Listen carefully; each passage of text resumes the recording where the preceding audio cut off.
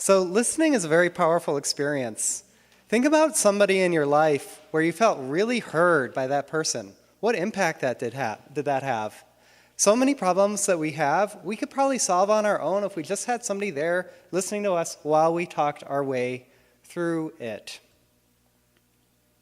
I'm Kevin Thomas. I'm the Training and Development Manager at Williams College, and I have my master's in counseling psychology from Lesley University. So I basically am doing applied psychology in the workplace, teaching communication skills to the staff at Williams.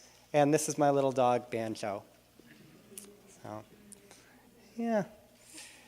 So listening can be taught. When you think about listening, it can seem like very mysterious, but I'm going to try to show you that it actually breaks down to certain specific behaviors that you can pick up and you can start practicing right away.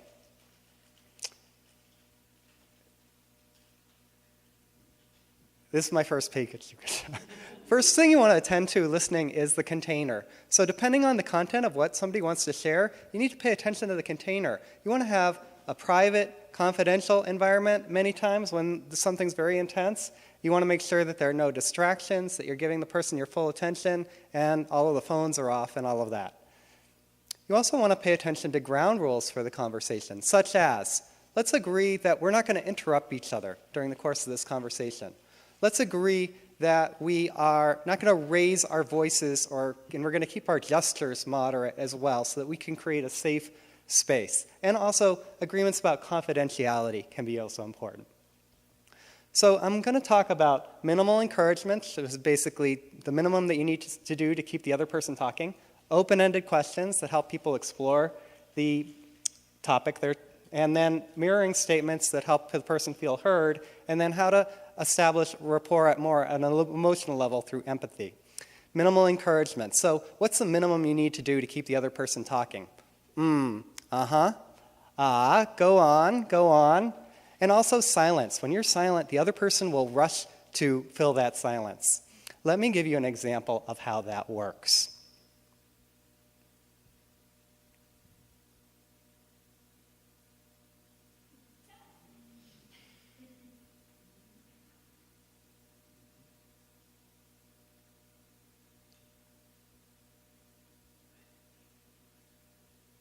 See how painful that was?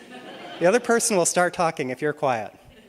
Open-ended questions. These are questions that help the person to explore the entire landscape of whatever the topic is. So you don't want to ask questions that have a yes or no answer or just a one-word answer. You want to ask questions that help the person to check in with themselves and share more about the whole range of thoughts, feelings, perceptions, and questions they have about whatever it is they're talking about. Here's some examples of some open-ended questions. What's the most challenging part of this problem? What options have you considered so far? What lessons do you think you're learning in this situation?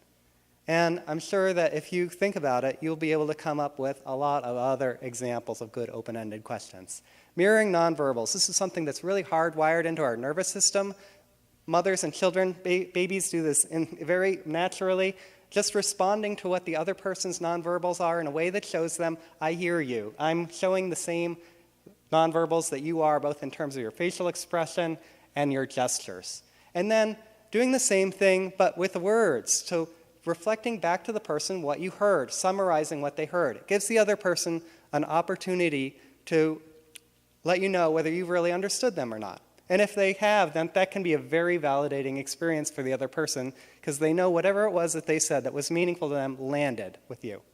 Here's some examples. Let's say a speaker is talking about how many emails they're getting. I mean, dealing with 150 emails a day, and the listener would say, wow, that's a lot of email. See, so they're just reflecting back to them what they just said, but it's actually a very validating experience. Here's a more technical example. I hear you saying you were overwhelmed with email. Have I got that right? That can give the person a chance to adjust if you've misstated what they said.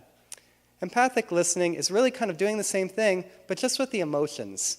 So you want to not ever say, I can tell you're feeling angry, because you can't tell. You're always wondering what the other person is feeling, so this is an opportunity for you to take educated guesses. I notice that your voice is getting louder and your gestures are getting stronger. I'm wondering whether you might be feeling angry right now. That gives the other person an opportunity to let you know what they're really feeling. rather than what you think they're feeling. So then they have the opportunity then to respond by saying, actually, I'm not angry, but I am a little irritated. So then you can get into a dialogue with each other until you can sense that there's really registered, like you're really seeing eye to eye about what the emotional content is about whatever it is that you're talking about. And when you do that, then after you've gotten to that point where you both see eye to eye, you want to take some time to validate that emotion. Oh, during that meeting, I can tell that I surprised you and you felt like I was undermining your authority.